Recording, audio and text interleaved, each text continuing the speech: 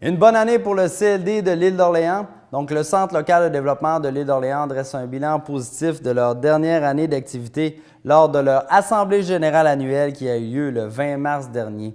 Une bonne année pour l'organisme qui continuera à travailler sur plusieurs dossiers prioritaires tels que la requalification de l'entrée de l'île, la numérotation civique continue, de même que le dossier de l'aménagement cyclable pour ne nommer que ceux-là. Donc, beaucoup de projets intéressants pour le développement de l'île d'Orléans, mais aussi beaucoup de travail en perspective. Donc, à ce sujet, je discute de tout ça en compagnie de Chantal Cormier. Elle est directrice générale pour le CLD de l'île d'Orléans. Madame Cormier, bonjour. Comment allez-vous? Bonjour, je vais bien, merci. Bon, grosse année pour le CLD en 2013. Alors, qu'est-ce qui caractérise cette année? Bien, c'est une année où, économiquement parlant, on a traité plusieurs dossiers, qu'ils soient individuels ou collectifs. Donc, en 2013, c'est 131 dossiers. Pour nous, c'est beaucoup. Normalement, ça tourne plus autour de 100. Donc, ça a été intéressant au niveau des jeunes promoteurs, donc au niveau de la relève, du transfert d'entreprise. En économie sociale aussi, ça a bougé beaucoup avec nos équipements culturels. Puis, on a des gros dossiers régionaux qui ont occupé quelques-uns de nos employés ici. Est-ce qu'on peut dire que le CLD est en croissance ou c'est relativement stable? Ça bouge d'une année, ça fluctue d'une année à l'autre? Ça fluctue d'une année à l'autre et c'est des variables sur lesquelles on n'a pas de contrôle. C'est-à-dire qu'il y a une statistique qui dit qu'il y a 8 de la population qui possède une capacité entrepreneuriale. De là à ce que les gens qui possèdent cette capacité-là veuillent effectivement être en affaires, c'est déjà une chose. Qu'ils soient prêts en 2013, c'est une autre chose. Puis on peut pas dire aux gens dépêchez-vous, je veux que ça rentre dans mes statistiques de 2013. Ben non, ça fonctionne pas comme ça. Donc on les prend quand ils sont prêts, quand leur dossier est bien ficelé, puis que dans le fond l'idée c'est qu'on est là pour les aider à ce qu'ils réussissent et qu'il y ait le moins d'embûches possible. Donc on les accompagne à leur rythme.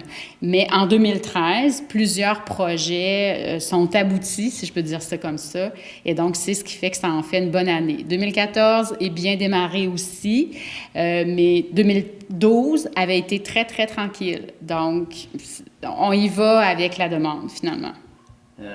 Bon, outre ces faits-là, donc, qu'est-ce qu'on peut dire au niveau des projets? Y a-t-il des choses qui ont cheminé, des projets dont vous êtes fiers, qui ont finalement abouti ou qui ont très bien cheminé? Oui.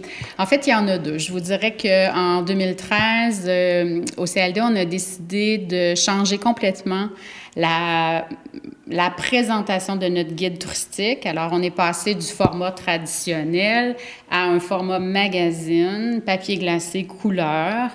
Les intervenants ont très, très bien répondu parce qu'il a fallu ajouter des pages. On avait vraiment une demande au niveau de l'insertion de publicité. Ça nous a permis aussi de développer des nouveaux concepts à l'intérieur qui n'étaient pas dans le plus petit guide, donc des concepts de pique-nique, parmi nos incontournables, des concepts à voir par municipalité. Et ça a bien répondu pour les intervenants. Puis, ce qu'on a entendu aussi par rapport aux touristes qui ont consulté le guide, il est très apprécié aussi.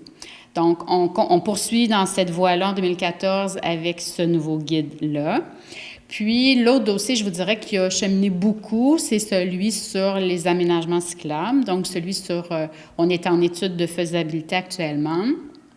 Il faut comprendre que, pour nous, c'est pas une nouveauté, là, mais à l'île, c'est toujours un peu exceptionnel. C'est toujours un terrain qui est compliqué, où il faut tenir compte de plusieurs variables. Donc, pour Transport Québec, essayer d'aménager, de proposer des aménagements cyclables sur leurs emprises, c'est une des options qui est la plus compliquée parmi les dossiers qu'eux ont vus, parce que il n'y a aucun endroit à l'île qui a actuellement les normes minimales de largeur de voie. Donc, il faut trouver un compromis, tout bien sûr, en prenant en compte l'aspect de la sécurité, et pour les vélos, et pour les cyclistes, mais aussi pour les tracteurs. Hein. Nous autres, c'est un usager qui est important sur l'île d'Orléans. Donc, la sécurité est importante. On ne voulait pas non plus exproprier. l'autre aspect qui est important, on ne le voit pas, mais l'île, elle est rebondie en son centre. Ce qui fait que l'écoulement des eaux s'en va vers le chemin royal et que là explique la présence des fossés. Et donc, ces fossés-là, on ne peut pas les canaliser ou on ne peut pas les éliminer comme on veut parce qu'ils ont un rôle très important à jouer. Ce qui fait que toutes ces considérations-là doivent être prises en compte. Transport Québec, bien sûr, a des normes bien définies avec l'expérience qu'ils ont de l'ensemble des aménagements cyclables qu'ils ont dans la province.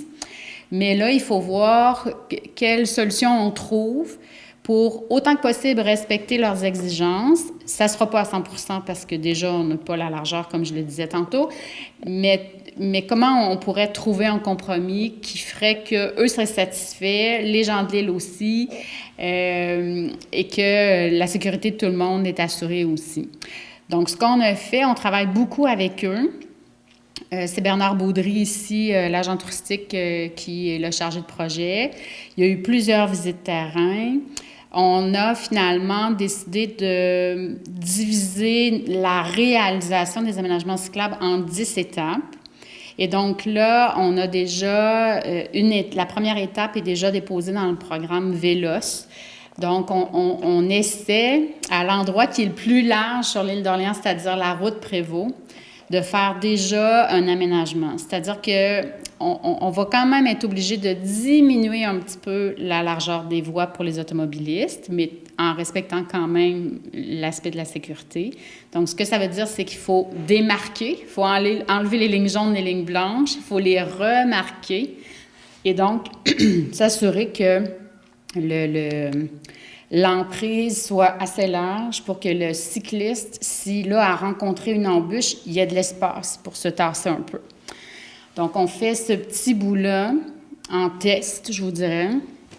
Puis, on a aussi une toute petite piste qu'on pourrait faire en site propre qui est à Saint-François, du centre communautaire à la Tour. Donc, la municipalité a déjà aménagé un sentier entre, je vous dirais, la forêt et le chemin royal. Puis, il y a un sentier qui est fait dans la forêt. Alors, on souhaiterait faire une petite boucle là pour au moins permettre aux familles, quand elles veulent, le soir après souper, aller faire une petite demi-heure de vélo avec les enfants de façon sécuritaire. Bien, il pourrait y avoir cette petite boucle-là. Et donc, ce qu'on a intégré aussi, c'est que dans nos cœurs de village, les endroits où on sait qu'il n'y a pas d'emprise et où on ne pourra pas de toute façon aménager, mais on va bien identifier, c'est-à-dire que quand on va arriver dans le cœur du village, il va y avoir la signalisation auto-vélo et le marquage au sol aussi du vélo là, sur la route pour que les cyclistes et les automobilistes sachent qu'ils sont dans une zone de partage de la route. Donc ça, on va le faire sur l'ensemble de l'île d'Orléans. Fait que ça, c'est les premiers projets qu'on a déposés pour la Vélos. Et donc ensuite, graduellement, au fil du temps, on va passer à une prochaine étape. Et là, on comprend que ce sont les étapes les plus onéreuses et qu'il faudra trouver d'autres sources de financement, là. Mais c'est un projet qui avance bien, qui va éventuellement nous permettre d'en faire la promotion du vélo sur l'île parce qu'on l'a jamais fait, étant donné qu'on considérait que la sécurité n'était pas suffisante. Bien sûr, c'est pas, ça sera jamais une destination de cyclotourisme pour la famille. Ça va rester pour des cyclotouristes ou des cyclosportifs. Mais bon, c'est ce qu'on a à offrir, nous, sur l'île. Puis, on a bien essayé de regarder si on ne pouvait pas faire des aménagements ailleurs. Mais vous savez que notre territoire est zone agricole à 95 % on ne peut pas faire d'intervention sur les berges vraiment non plus. Donc, puis on a une route qui ceinture l'île. Donc, les possibilités sont quand même assez limitées. Mais je pense qu'on va trouver la meilleure façon de proposer des aménagements cyclables à ceux qui vont vouloir les utiliser. Puis aussi, ce qui est important, c'est qu'on ne le fait pas juste pour les touristes. On le fait aussi pour que nos jeunes puissent circuler de façon sécuritaire, S'ils veulent aller à l'épicerie du village faire une petite commission, ben ils vont pouvoir le faire et aller et retour sur des emprises qui vont être sécuritaires maintenant. On comprend que le dossier d'aménagement cyclable, c'est un gros dossier. Oui. En 2014, ce dossier-là se poursuit, chemine déjà bien. Oui. Est-ce qu'il y a d'autres visées, par exemple, la numérotation civique continue, la requalification de l'aide, c'est toutes des choses qu'on va poursuivre en 2014? Oui, ce sont des gros dossiers qui sont peut-être plus du ressort de la MRC. Numérotation civique, davantage, je vous dirais, 2015. L'aménagement de l'entrée de l'île, ça chemine aussi. Donc, on ira bientôt en appel d'offres pour la conception d'un plan d'aménagement d'ensemble aux Lumières, à la jonction du chemin Royal et de la route Prévost. Donc, on souhaite 300 mètres dans les 4 directions, avoir un plan d'aménagement d'ensemble de ce carrefour-là. Donc, on ira en appel d'offres ce mois-ci, en avril.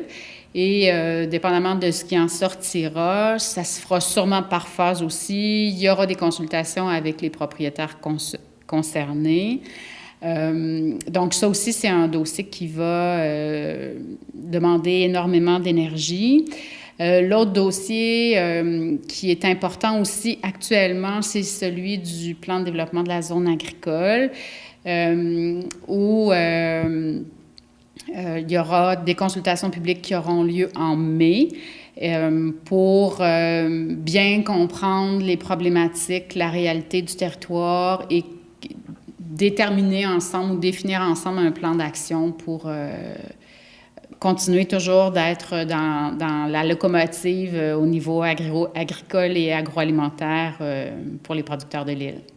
Autre fait intéressant qu'on a entendu lors de l'AGA dernièrement, c'est que le CLD entame une démarche d'amélioration continue. Ouais. Alors, j'aimerais savoir en quoi ça consiste exactement.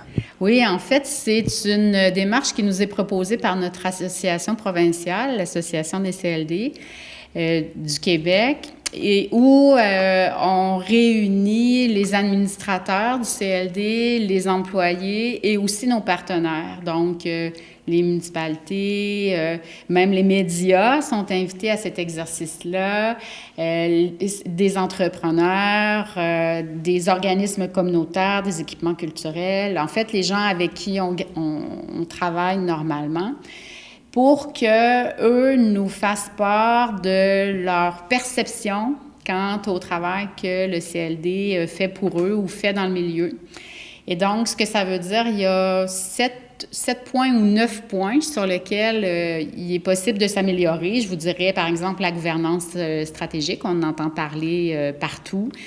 Est-ce que le CLD est suffisamment impliqué dans son milieu et est-ce qu'il adapte ses interventions en fonction des changements qui s'y produisent? Est-ce que le CLD a une gestion financière rigoureuse de ses ressources?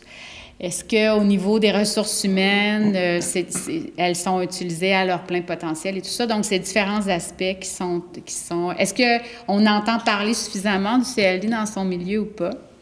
Donc, c'est différents aspects qui sont abordés comme ça. Et donc, ensuite, le conseil d'administration et les employés vont prioriser un ou deux aspects qu'ils vont vouloir améliorer.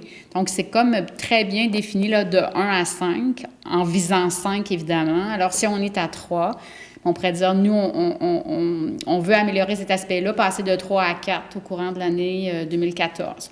Donc, c'est vraiment en démarche d'amélioration continue. On a bien hâte d'entamer cet exercice-là. Je vous dirais que au CLD, on fait à peu près aux 3 ans un sondage auprès des gens avec qui on a travaillé sur la satisfaction quant au service que nous, on leur a rendu. On le fait en début d'année pour les gens avec qui on a travaillé en 2013. On a eu un taux de réponse de 43 %, ce qui est très élevé parce que normalement, on considère qu'un sondage est valide avec un taux de réponse de 30 %. Et donc, à 96 % les gens étaient soit satisfaits ou très satisfaits soit de l'accueil qu'ils avaient reçu ici, la qualité qu'ils avaient obtenue, des services qui leur étaient rendus, du professionnalisme de nos employés, du délai de traitement de leurs dossiers. Donc ça, on est très content de ça, évidemment. L'idée étant de toujours viser ça et de s'améliorer continuellement, mais je pense que la démarche d'amélioration continue va aussi nous permettre de passer à une autre étape.